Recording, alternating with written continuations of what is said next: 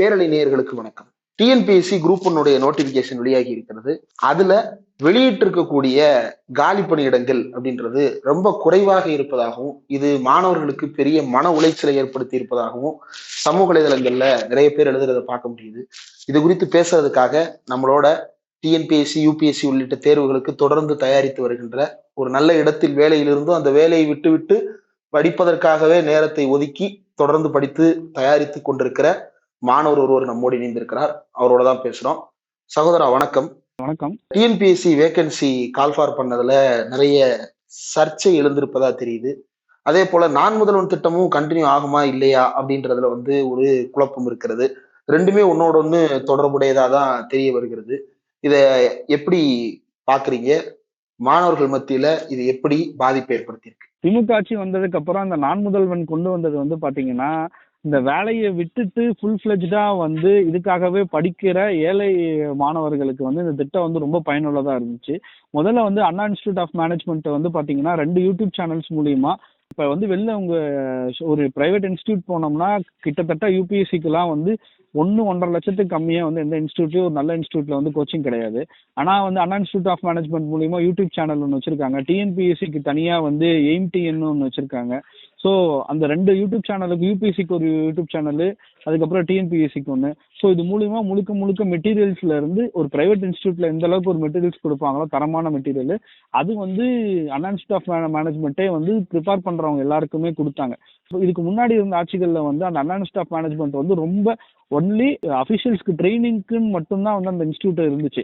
ஆனா இதை எடுத்து ஃபுல் ஃபிளெஜ்டா ஒர்க் பண்ணி இந்த இன்ஸ்டியூட் மூலியமா தான் நிறைய ஏழை மாணவர்கள் இன்னைக்கு கிளியர் பண்றதுக்கு ஃபர்ஸ்ட் நான் முதல்வன் கொண்டு வர்றதுக்கு முன்னாடியே அவங்க ஃபைன் டியூன் பண்ணி அந்த இன்ஸ்டியூட்டை ரெடி பண்ணதுல தான் மெட்டீரியல்ஸ் எல்லாருக்குமே கிடைச்சது. அப்டேட்டட் மெட்டீரியல்ஸ் ஒவ்வொரு இயருக்கும் கொடுத்தாங்க. அதுக்கப்புறம் இந்த நான் முதல்வன் கொண்டு வந்ததுக்கு அப்புறம் இந்த ஸ்டைஃபண்ட் பாத்தீங்கன்னா ப்ரிப்பேர் பண்றவங்களுக்கு, பிலிம்ஸ் எழுதுறவங்களுக்கு 7,500 ரூபாய் 10 மாசத்துக்கு கொடுத்தாங்க. ஸோ இது ஒவ்வொரு வருஷமும் ப்ரிப்பேர் பண்றவங்களுக்கு, வேலையை விட்டுட்டு ரொம்ப கஷ்டப்படுற குடும்பத்துல இருந்து ப்ரிப்பேர் பண்றவங்களுக்கு இது ரொம்ப பயனுள்ளதா இருந்துச்சு. அது மட்டும் இல்லாம எல்லா பப்ளிக்ல கவர்மெண்டோட லைப்ரரிஸ்லயுமே தனியா ஸ்பேசஸ் கொடுக்க ஆரம்பிச்சாங்க. ஸோ ப்ரிப்பேர் பண்றவங்களுக்கும் தனியா டிஸ்ட்ரிக்ட் எம்ப்ளாய்மெண்ட் ஆஃபீஸ்லயோ இல்ல லைப்ரரிஸ்லயோ இல்ல சென்னையில இருக்க அண்ணா லைப்ரரி, மதுரையில இருக்க லைப்ரரி, எல்லா லைப்ரரிஸ்லயுமே தனியா கிளாஸஸ் எடுக்க ஆரம்பிச்சாங்க. அப்புறம் டிஸ்ட்ரிக்ட் எம்ப்ளாய்மெண்ட் ஆஃபீஸஸ்லயே பாத்தீங்கன்னா தனியா கிளாஸஸும் எடுக்க ஆரம்பிச்சாங்க. ஸோ இலவசமா ஏழை மாணவர்களுக்கு எந்த அளவுல எவ்வளவு மேக்சிமமா நம்மளால ஒரு தரமான ஒரு கோச்சிங்கும் பிரைவேட் இன்ஸ்டியூட்டுக்கு கொடுக்க முடியுமோ அதை இந்த திமுக அரசு இதுக்கு முன்னாடி இருந்த அரசு பண்ணாங்க. அது மட்டும் இல்லாம இவங்க என்ன பண்ணாங்கன்னா, புதுசா வரவங்களுக்கு பாத்தீங்கன்னா அதிகமான ஒரு ப்ரிஃபரன்ஸ் கொடுக்கணும் அப்படின்னு சொல்லிட்டு 5 வருஷத்துல டெப்டி கலெக்டர்ஸ் ப்ரொமோஷன்ல வர டெப்டி கலெக்டர்ஸோட கவுண்ட்டை கொஞ்சம் லெஸ் பண்ணி புதுசா வர இளைஞர்களுக்கு வாய்ப்பு தரணும் அப்படின்றதுக்காக கவுண்ட்டை அதிகம் பண்ணாங்க. இப்போ பாத்தீங்கன்னா கிட்டத்தட்ட 2022ல 92 போஸ்டிங் போட்டாங்க, 24ல 90 போஸ்டிங்கு, 25ல 78 போஸ்டிங்கு. நடந்த 3 வருஷத்துலயுமே பாத்தீங்கன்னா எந்த ஒரு போஸ்டிங்குமே 70 போஸ்டிங்க்கு 75 போஸ்டிங்க்கு கீழே போடவே இல்லை. 90, 92, 72 அந்த மாதிரி ஒரு நல்ல கவுண்ட்ல தான் போட்டிருந்தாங்க. ஆனா இந்த அரசு வந்த உடனே முழுக்க பெரிய ஒரு ஷாக் என்ன அப்படின்னு பாத்தீங்கன்னா 26 போஸ்டிங் தான் மொத்தமே போட்டிருக்காங்க.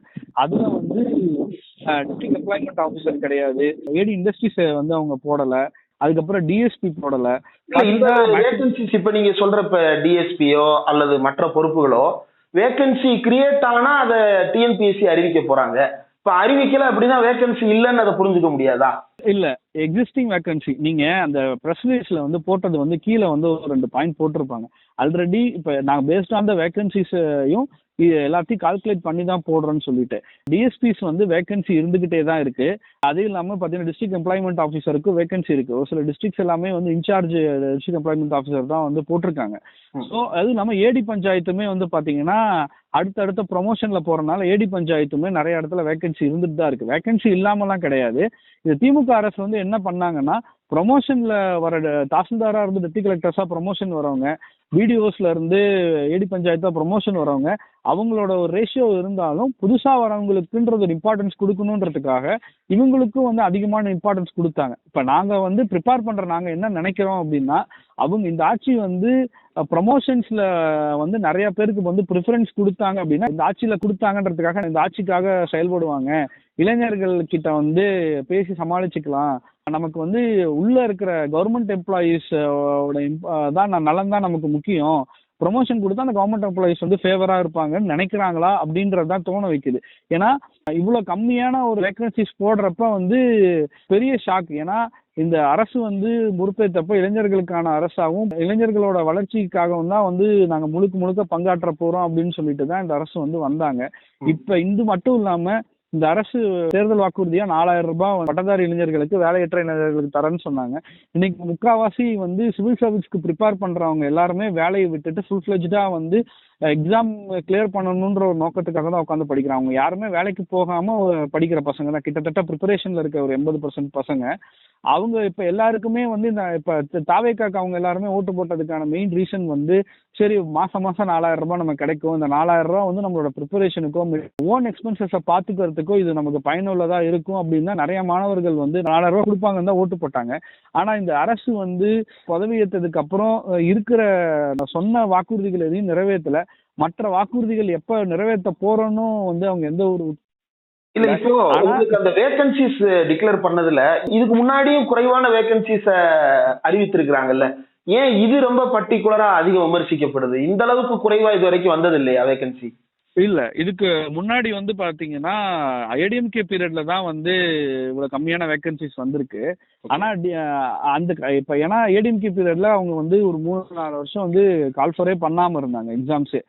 டிஎம்கே வந்ததுக்கு அப்புறம் தான் எக்ஸாம்ஸ் வந்து கால்ஃபர் பண்ணி அதிக போஸ்டிங்ஸ் வந்து கொடுத்தாங்க. இது வரைக்கும் இவ்வளவு டெப்டி கலெக்டர் வேகன்சிஸ் வந்து வரலாற்றுலயே வந்து திமுக ஆட்சி மட்டும்தான் பண்ணியிருக்காங்க.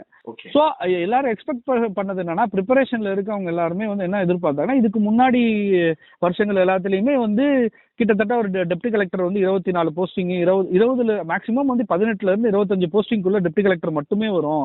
ஆவரேஜா வந்து வேகன்சிஸ் வந்து 70ல இருந்து 90க்குள்ள போடுவாங்க அப்படின்றத கால்குலேட் பண்ணி நம்ம கண்டிப்பா கிடைச்சிரும் தான் ப்ரிப்பரேஷன் பண்றவங்க அதிகமா இருப்பாங்க.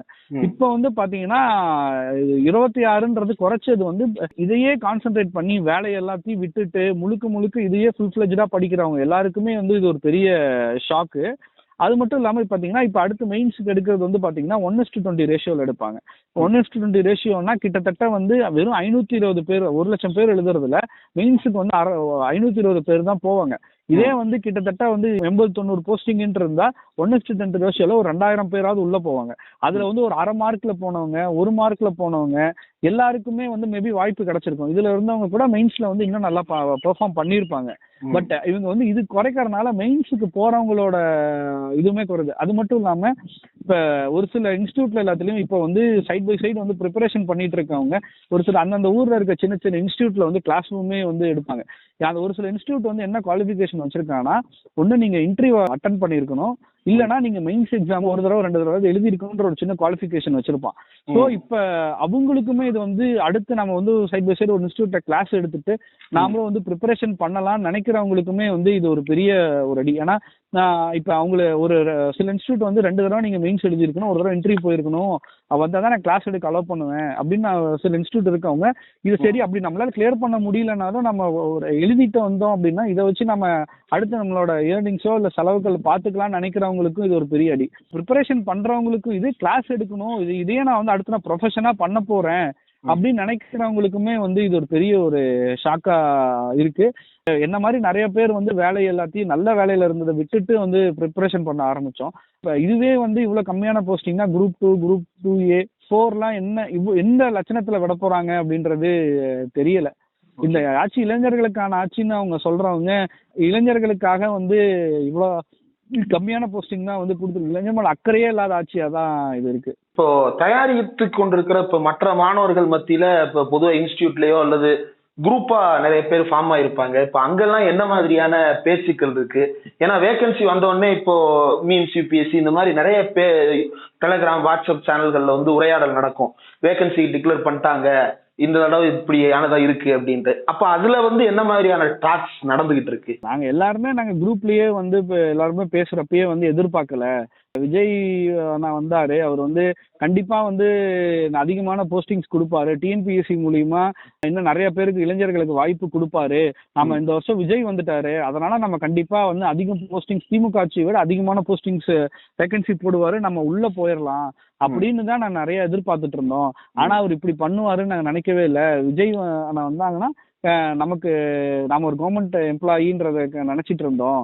ஆனா இந்த தாவேக்கா அரசு வந்து இவ்வளோ இப்படி கம்மியான போடுவாங்கன்னு எதிர்பார்க்கவே இல்லை. இப்ப தெரிஞ்சதுதான் நான் தாவேக்காக்கு ஓட்டே போட்டிருக்க மாட்டேன். தாவேக்கா வந்து ஒரு மாற்றமா இருக்கும், இளைஞருக்காக இன்னும் அதிகமா கான்சென்ட்ரேட் பண்ணி அதிகமான போஸ்டிங்ஸ் கொடுப்பாங்கன்னு தான் நாங்க வந்து ஓட்டு போட்டோம். ஆனா இப்படி வந்து எங்க எல்லாரையுமே வந்து பெரிய ஒரு சோகத்துல வந்து இவங்க தள்ளிட்டாங்க. இது வந்து பயத்தை தான் கிரியேட் பண்ணுது. இன்னும் அதிகமா படிக்கணும், ஏன்னா இப்ப அந்த 520 பேர் தான் உள்ள போறனால அதுல நாம இல்லைன்னா இந்த எப்படி வந்து இந்த சமூகத்துல பேரண்ட்ஸோ இல்ல வந்து மற்றவங்களோ வந்து இப்போ ஒரு இது கூட கிளியர் பண்ண முடியலையான்ற மாதிரி கேட்பாங்க. ஆனா அதனால வந்து இன்னும் ரொம்ப பெரிய ப்ரெஷரை தான் வந்து ஒரு மென்டல் ஸ்ட்ரெஸ்ஸை தான் வந்து எல்லாருக்கும் கிரியேட் பண்ணுது. இப்போ வெளியில இந்த சமூகம் எப்படி திட்டுவாங்க, நம்ம எப்படி இவங்க எல்லாத்தையும் ஃபேஸ் பண்ண போறோம் அப்படின்னு அந்த ஸ்ட்ரெஸ்லயே வந்து நம்மளால படிக்க முடியல. இதுக்கு திமுக வந்திருந்தா கூட திமுக வந்து 60-70 போஸ்டிங்ஸாவது போட்டிருப்பாங்க. தாவேக்கா வந்து இவ்வளோ இதோட சேர்த்து போடுவாங்கன்னு எதிர்பார்த்தோம். ஆனா இவ்வளோ கம்மியா போடுவாங்கன்னு நினைக்கவே கிடையாது. நீங்க வைக்க விரும்புற கோரிக்கை என்ன? நான் என்ன கேட்குறோம் அப்படின்னா, இவ்வளவு கம்மியான போஸ்டிங்ஸ் போட்டா இதையே சார்ந்து படிக்கிறவங்களுக்கு வந்து கண்டிப்பா ரொம்ப பெரிய ஒரு அடி. ஏன்னா ஒரு சிலர் வந்து என்ன பண்ணுவாங்கன்னா, டிஎஸ்பி வந்து மேக்சிமம் வந்து பொண்ணுங்க எடுக்க மாட்டாங்க. ஸோ டெப்டி கலெக்டர்ல வந்து ஒரு ஆஃப் மார்க்லயோ ஏதாவது ஒரு சின்ன கட் ஆஃப்லயோ போயிருந்தா கூட அடுத்து நமக்கு டிஎஸ்பியில வந்து நமக்கு கிடைச்சிரும், அடுத்த வருஷம் நம்ம எழுதி கிளியர் பண்ணிடலாம். இல்ல ஒரு ஏடி பஞ்சாயத்தோ இல்ல டிஸ்ட்ரிக்ட் எம்ப்ளாய்மெண்ட் ஆஃபீஸரோ கிடைச்சா கூட நம்ம அடுத்த எக்ஸாம்ல வந்து எழுதி நம்ம கிளியர் பண்ணலாம், உள்ள போனா போதும் அப்படின்னு படிக்கிறவங்களுக்கு அந்த போஸ்டிங்ஸே இல்லாம பண்ணது வந்து பெரிய ஷாக்கு. இதை என்ன கேட்குறோம் அப்படின்னா, ரீசனபிளான ஒரு கவுண்ட்டை வந்து ஒரு 70 to 100 வந்து ஒரு கவுண்ட்டை வந்து நீங்க வேகன்சிஸ் வந்து போட்டிருந்தீங்க அப்படின்னா கண்டிப்பா வந்து ப்ரிப்பேர் பண்றவங்க எல்லாருக்குமே இது வந்து ரொம்ப இன்னும் ஒரு உத்வேகத்தை கொடுக்கும். ஏன்னா இப்போ வந்து இந்த கவுண்ட்டை பாக்குறப்ப எல்லாருமே ஒரு பெரிய ஒரு மென்டல் ஸ்ட்ரெஸ்ல தான் வந்து ஒரு பயத்துல இருக்காங்க. ஐயோ நம்ம அந்த 500 மீன்ஸ் இப்போ நம்மளால கிடைக்காம போயிடுச்சுன்னா என்ன பண்றது அப்படின்ற ஒரு பெரிய பயத்துல தான் எல்லாருமே இருக்காங்க. ஸோ அதனால அரசு வந்து தயவு செஞ்சு இளைஞர்களாலதான் இந்த அரசு வந்து அமைஞ்சிருக்கு, அவங்களுக்காக வேலை செஞ்சு அதிகமான ஒரு வேகன்சிஸை வந்து போட்டா பரவாயில்ல. இப்போ இந்த 26 வேகன்சிஸை வந்து ஏதாவது ரீகன்சிடர் பண்ணி குறைஞ்சது ஒரு 70 மாற்றணும்னு சொல்லிட்டு தான் அரசு கோரிக்கை வைக்கிறோம். என்ன நடக்குதுன்னு பொறுத்திருந்து பார்ப்போம். ரொம்ப நன்றி சகோதரர். ஓகே தோழர்.